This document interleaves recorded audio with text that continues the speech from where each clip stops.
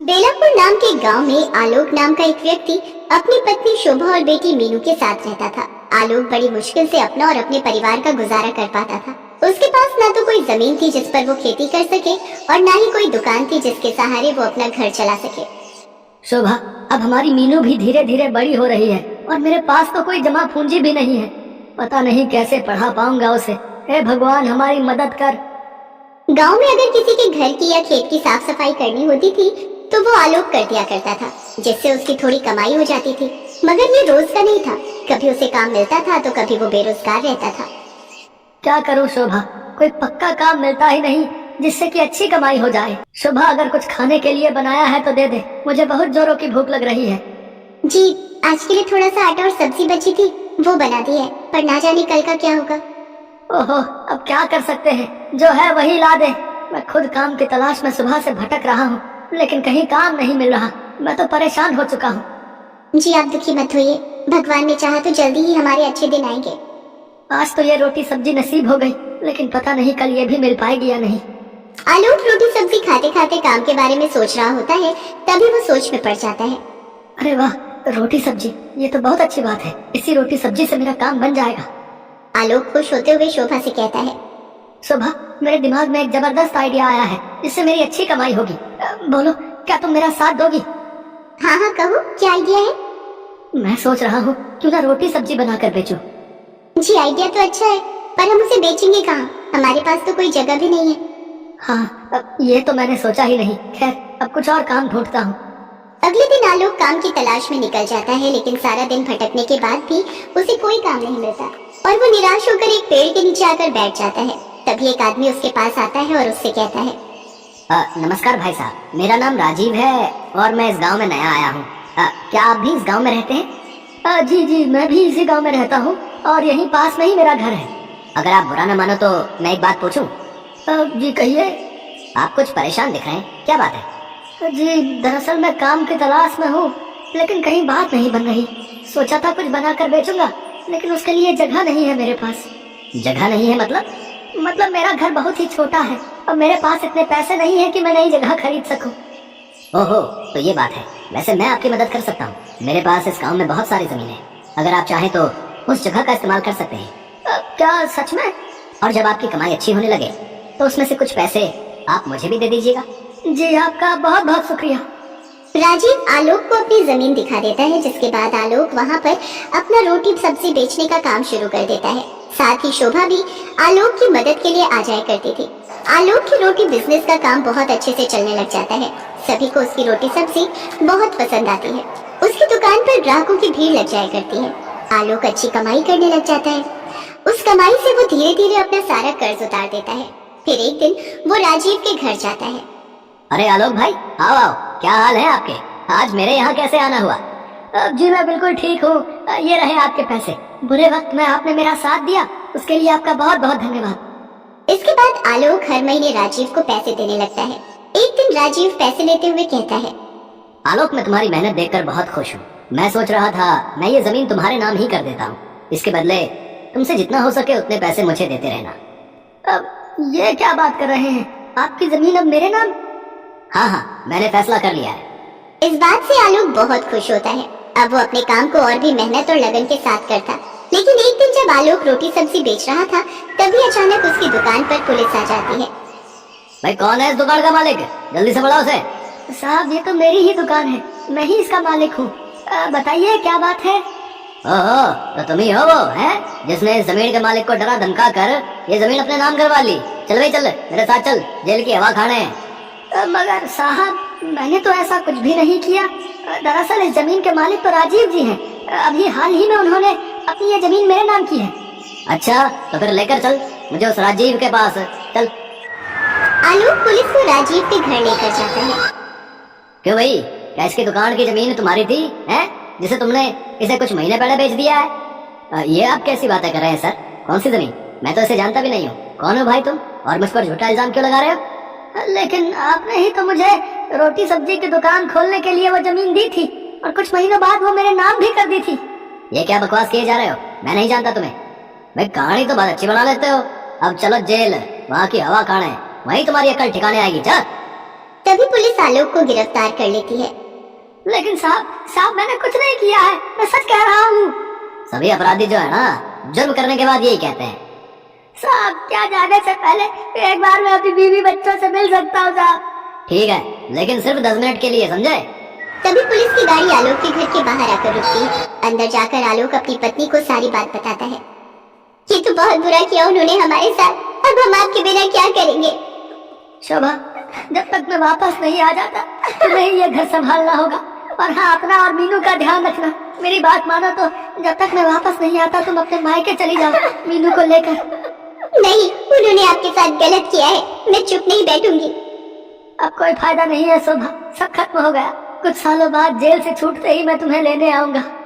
पापा मत जाओ ना हमें छोड़कर। इसके बाद आलोक मीनू और शोभा को गले लगा लेता है और तीनों फूट फूट कर रोने लगते हैं। तभी पुलिस आलोक को अपने साथ लेकर चली जाती है।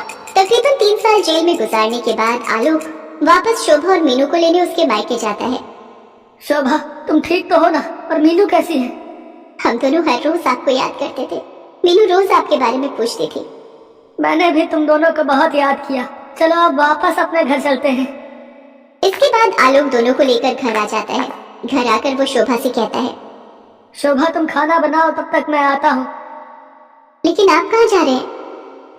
उस राजीव से पूछने कि उसने आखिर मेरे साथ ऐसा क्यों किया। इसके बाद आलोक राजीव के घर जाता है, लेकिन उसके घर पर तो ताला लगा हुआ था।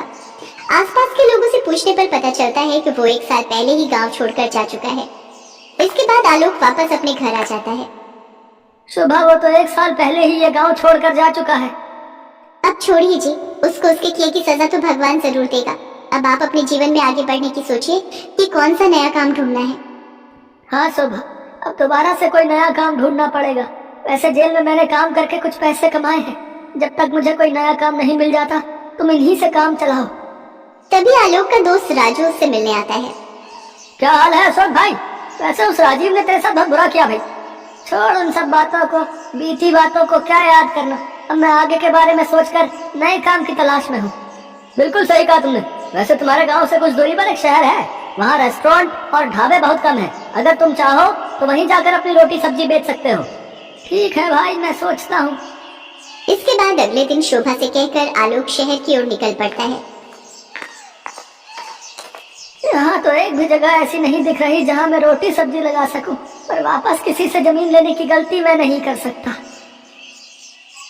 हाँ, ये ठीक रहेगा, साइकिल पर रोटी सब्जी बेचूंगा। इसके बाद जो थोड़े बहुत पैसे की बचत उसने जेल में रहकर की थी, उनसे वो एक साइकिल खरीदता है।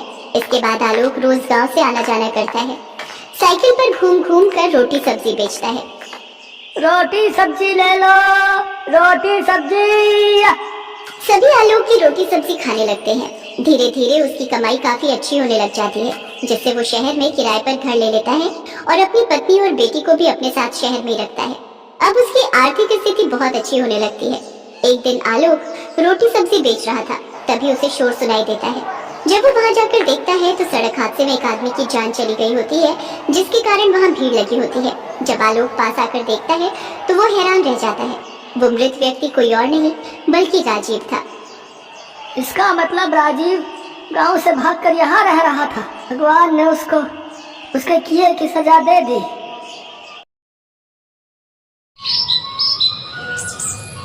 पिछले कुछ समय से मीनाक्षी बहुत परेशान थी। वो जैसे ही रसोई में रोटी बनानी शुरू करती तो वो देखती कि उसकी सारी रोटियां जल रही हैं। वो जितनी मर्जी कोशिश कर ले उसकी रोटियां जल ही जाती थी, पर उसके साथ ऐसा क्यों हो रहा था, ये बात उसकी समझ से बाहर थी। क्या बात है छोटी बहू, आज तुमने फिर जली हुई रोटियां बनाई हैं। अरे तुम अपने मायके से सीख कर क्या आई हो ये जली रोटियां बनानी। पता नहीं हमारे ही नसीब खराब है जो ऐसी बहू मिली है जिसे रोटी बनानी ही नहीं आती है। माँ जी, मैं बहुत अच्छी रोटी बनाती थी, पर पता नहीं शादी के बाद मेरे से ऐसी रोटियां क्यों बन रही हैं। आपको तो याद है ना कि जब शुरू में शादी के बाद मैंने रोटियां सेकी थी तो वो ऐसे जलती नहीं थी। मुझे क्या पता तब क्या था जो रोटियां जलती नहीं थी। अब तो मेरी आंखों के सामने है, इसीलिए मैं बोल रही हूँ। बड़ी बहू को देखो, कितनी बढ़िया गोल गोल रोटी, मुलायम मुलायम रोटियां बनाती है। मजाल है उसकी रोटी जलती हो। बड़ी बहू सुमन का नाम सुनकर मीनाक्षी कुछ नहीं बोली। वो चुपचाप रसोई में चली गई। बड़ी बहू सुमन बहुत चालाक थी। मीनाक्षी के रसोई में जाते ही अपनी सास को रोज की तरह भड़काने के लिए आ गई। माँ जी, मीनाक्षी झूठ बोल रही है। शुरू शुरू में जो ये रोटियां बनाती थी ना, वो इसके हाथों की नहीं होती थी। वो तो बहाने से ये मुझसे बनवा लेती थी। मुझे लगता था कि थक गई है, नई नई बहू है, तो मैं इसकी रोटियां बना देती थी। वो तो अब बात खुल रही है जब कुछ दिनों से ये रोटियां बना रही है। मुझे तो लगता है इसे पूरी तरह से खाना बनाना आता ही नहीं है। माँ जी, आप मुझे देखो, मैं तो कितने सालों से खाना बना रही हूँ। मेरी माँ ने मुझे हर चीज सिखाई है। हाँ बहू, वो तो मुझे दिखाई दे रहा है। मैं तो सोच रही हूँ कि अब फैसला लेने का समय आ गया है। मुझे नहीं लगता मीनाक्षी इस घर की जिम्मेदारी को संभाल सकती है, इसलिए मैं घर की सारी जिम्मेदारी तुम्हें ही दे देना चाहती हूँ। बस मैं तो सही समय का इंतजार कर रही हूँ, फिर घर के सारे खर्चे तुम ही संभालना, जैसे रसोई संभाल रखी है। सच माँ जी, आप बहुत अच्छे हो। आप देखना मैं इस घर को कितनी अच्छी तरह संभालती हूँ। सच तो ये था कि ये सारा किया धरा सुमन का था। सुमन की वजह से ही आज मीनाक्षी की रोटियां बनते बनते जल जाती थी। आज तो मैं सच में बहुत खुश हूँ। एक बार रूपा से मिलकर आती हूँ। सुमन अपनी सहेली रूपा से मिलने चली जाती है। क्या तू गांव छोड़कर शहर में बसने जा रही है? हाँ, बस अब शहर में रहूंगी और वहीं एक अच्छा लड़का देखकर अपनी शादी कर लूंगी। गांव से तो मैं ऊब गई हूँ। अच्छा, मैं कह रही थी, वो पाउडर तेरे पास और पड़ा है जो तूने मुझे उस दिन दिया था? वो तो खत्म हो गया जो मेरे पास था, मैंने अपने लिए इस्तेमाल कर लिया। तुझे याद है ना, मैंने तुझे बताया था कि उस दिन एक लड़का और उसकी माँ देखने के लिए आए थे मुझे। तब मैंने जली हुई रोटियां बनाने के लिए उस पाउडर का इस्तेमाल अपने ऊपर किया था। मेरे हाथों की इतनी जली जली रोटियां खाकर उन्होंने खुद ही रिश्ते के लिए मना कर दिया। जो मैं चाहती थी, मुझे लड़का पसंद ही नहीं था।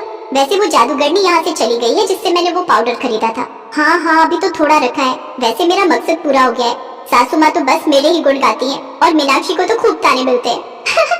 चल, अब मैं चलती हूँ और शहर जाकर मुझे भूल मत जाना। कभी कभी मिलने आती रहना। ऐसे ही एक दिन मीनाक्षी बाजार से आ रही थी, तभी उसकी नजर पेड़ के नीचे बैठे एक साधु बाबा पर पड़ी। मीनाक्षी ने उन्हें प्रणाम किया। जीती रहो बेटी, खुश रहो। क्या तुम मेरे लिए उस नदी से थोड़ा जल भरकर ला सकती हो? जी बाबा, मैं अभी लेकर आती हूँ। मीनाक्षी साधु बाबा के लिए नदी से जल लेकर आती है। साधु बाबा नदी का ठंडा जल पीकर अपनी प्यास बुझाते हैं। सदा खुश रहो बेटी, तुम्हारे जीवन में कभी कोई कठिनाई न आए। साधु बाबा, कठिनाई तो चल रही है, बस आपके आशीर्वाद से वो दूर हो जाए। क्या हुआ बेटी, तुम बहुत दुविधा में दिखाई दे रही हो। साधु बाबा, विवाह की बात से ही मैं बहुत परेशान हूँ। मैं जब भी रोटी बनाने लगती हूँ मेरी सारी रोटियाँ जल जाती हैं। मैं तो खूब मेहनत और लगन के साथ रोटी बनाती हूँ, पर मेरे साथ ऐसा क्यों होता है मैं नहीं जान पा रही हूँ। मैं बहुत परेशान हूँ बाबा। इस वजह से मेरी सासू माँ भी मेरे से बहुत गुस्सा रहती है। मुझे ताने सुनने पड़ते हैं। चिंता मत करो बेटी, सब ठीक हो जाएगा। मैं अभी इस बात का पता लगाता हूँ। साधु बाबा अपनी आंखें बंद करते हैं और उन्हें सब सच दिखाई दे जाता है कि किस प्रकार मीनाक्षी जब रोटी बनाने बैठती है तो सुमन उसके ऊपर वो पाउडर छिड़क देती है, जिस वजह से ये सब होता है। साधु बाबा अपनी आंखें खोलते हैं। बेटी, ये सब तुम्हारी जेठानी ही कर रही है। साधु बाबा मीनाक्षी को सारी बात सारा सच कह देते हैं, जिसे सुनकर मीनाक्षी बहुत दुखी होती है। साधु बाबा, इससे बचने का कोई तो उपाय होगा, क्योंकि मैं अगर घर में सबको ये बात कहती हूँ तो सब मुझे ही गलत कहेंगे। भाभी को कोई गलत नहीं कहेगा। बेटी, मैं इसका उपाय तुम्हें दूंगा और तुम्हारी जेठानी भी अपनी गलती को खुद ही स्वीकार करेगी। जब भी तुम रोटी बनाने के लिए बैठो, तुम ये मंत्र बोल देना, तुम्हारी रोटियां नहीं जलेंगी। तुम पर किसी भी प्रकार के जादू का कोई असर नहीं होगा। उसका जादू उल्टा उसी पर पड़ जाएगा जिसने तुम्हारे साथ गलत किया है। धन्यवाद बाबा, आपने मेरी दुविधा हल कर दी। साधु बाबा मीनाक्षी को मंत्र बता देते हैं और वो घर आ जाती है। अब मीनाक्षी ने रोटी बनाते समय मन ही मन वो मंत्र बोल दिया। उस पर किसी भी प्रकार के जादू का कोई असर नहीं हुआ। सास बहुत हैरान रह गई कि आज मीनाक्षी ने इतनी अच्छी रोटियां बनाई है। क्या बात है मीनाक्षी बहू, आज तो तुम्हारी रोटियां बहुत अच्छी बनी है। आज सूरज कहाँ से निकल आया? माँ जी, ये समझ लीजिए आपकी बहू को किसी की नजर लग गई थी, अब वो नजर उतर गई है। अब आपको रोजाना ऐसी रोटियां मिलेंगी। वैसे माँ, मीनाक्षी की जली हुई रोटियां भी स्वादिष्ट ही लगती थी, क्यों मीनाक्षी? हाँ, कर तू अपनी पत्नी की तरफदारी कर, ताकि वो फिर से जली रोटी बनाने लगे। माँ जी, ये तो मुझे ऐसे ही तंग करते रहते हैं। आप बेफिक्र रहो, अब मैं अच्छी रोटी बनाऊंगी। सुमन भाभी, जेठ जी, आप भी आ जाओ, मैंने आप दोनों का भी खाना परोस दिया है। सुमन हैरान थी कि ऐसा कैसे हो गया, उसके जादू का असर क्यों नहीं हुआ। सुमन आ जाओ, खाना खा लो, मीनाक्षी बुला रही है। हाँ, तुम जाओ, मैं आती हूँ। ऐसा कैसे हो सकता है? इस पर पाउडर की जादू का असर क्यों नहीं हुआ? एक बार फिर डालकर देखूंगी। सुमन ने उसके बाद 2-3 बार कोशिश की पर कोई असर नहीं हुआ। एक सुबह मीनाक्षी दूसरे काम कर रही थी। सुमन ने रोटी बनाई तो सुमन घबरा गई। जहाँ उसकी रोटियां इतनी बढ़िया बनती थी, आज उसकी खुद की रोटियां जल रही थी और रोटी इतनी जल गई कि पूरे घर में धुआं धुआं फैल गया। अरे ये क्या कर दिया बहू, रोटी जलती जा रही है, उसे तवे से उतारो। पहले तो हम मीनाक्षी से तंग थे, अब तुमने भी रोटियां जलानी शुरू कर दी। माँ जी, रोटी तवे से चिपक गई है, मैं कोशिश कर रही हूँ पर वो नहीं उतर रही। भाभी, अब ये रोटी चलनी तभी बंद होगी जब आप सबको सच बताओगे, क्योंकि आपका सच मैं तो जान ही चुकी हूँ। बस अब सबको बताना है, तभी आपको इस दुविधा से छुटकारा मिलेगा। बता रहे हो सच? सुमन पूरी तरह से घबरा चुकी थी और वो सबको सच बता देती है। मुझसे गलती हो गई माँ जी, मैंने मीनाक्षी के साथ बहुत गलत किया। मीनाक्षी मुझे माफ कर दो। चिंता मत करो भाभी, रोटी अब तवे से उतर गई है, क्योंकि आपने अपनी गलती को स्वीकार किया है। अब आपकी रोटियां नहीं जलेगी। मीनाक्षी बहू, गलती तो मुझसे भी हुई है। मैंने तुम्हें कितने ताने सुनाए हैं, बिना सच को जाने मैंने तुम्हें कितना कुछ कह दिया था। सुमन बहू, तुमने जो भी किया बहुत गलत है। आगे से ऐसी गलती कभी मत करना। हमेशा मिलकर रहो, एकता में बहुत बड़ी ताकत होती है। मीनाक्षी तुम्हारे साथ कभी भी कुछ गलत नहीं करती। तुम्हें इसे छोटी बहन की तरह प्यार करना चाहिए था। मेरे जाने के बाद सब कुछ तुम्हारा ही है बहू, तुम दोनों का ही है। प्यार बहुत बड़ा धन है, जहाँ प्यार होता है वहाँ सब कुछ